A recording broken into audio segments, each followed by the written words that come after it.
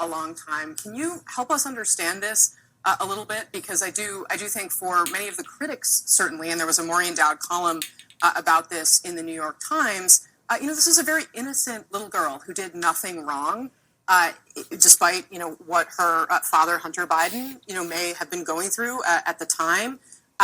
Why now for the Bidens? And honestly, why did it take them so long? Well, two things. First of all, I respect you as a journalist for having to ask the question, but it is a very gross and uncomfortable subject to talk about as it is. Well, let's not call a little girl gross. Okay? No. I'm talking about the intersanctum of a family and the privacy of what goes on in a family. You are a gaslighter. You're right. That little girl, she should not be weaponized by the Republicans who are down there in Arkansas with conservative lawyers and conservative PR people and posting on their Instagram. They shouldn't be weaponizing her. And everybody's welcome to make their own personal judgments on the Biden, but it is frankly, they are a family, a real family with real feelings, with real struggles and challenges, like every family. And I guarantee you that the more that the Republicans make this an issue, it will not work. Voters voters relate to having struggles in their own families. They root for people with vulnerabilities. They root for people who understand and relate to them. And, ultimately the Bidens are a real family just like everyone else. Sure. But Scott Jennings, the president has made being a family man a central part of his political identity.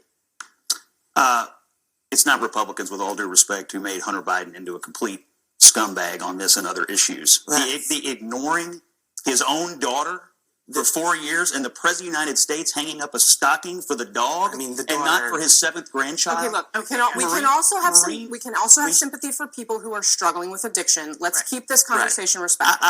Listen, I totally agree. And you know where I'm from? A lot of families deal with addiction. And you know who ends up picking up the pieces? The grandparents. And in this case, the grandparents would not acknowledge this little girl. It is offensive. But the bottom line is... But they have now. Oh, what a hero. The polling must have been brutal.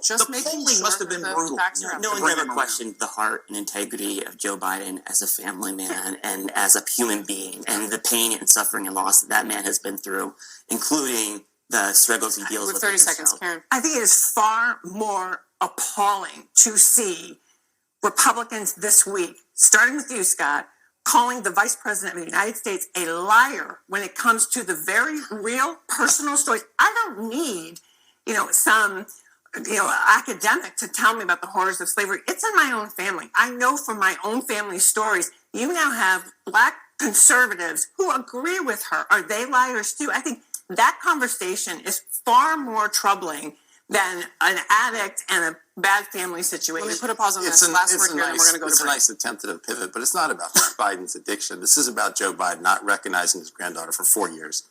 The statement might be well worded, but it's inexcusable. It took him 4 years to acknowledge the child of God that was conceived regardless of the circumstances of that conception. It's a child of God who wouldn't recognize it for 4 years. I understand why you'd rather talk about that than talk about the fact that your party is demonizing people who want to tell the truth about racism while you're trying to reach out to African American. Okay, we're going to keep this conversation focused in on what is, and we've got a lot more to talk about, and we'll be right back.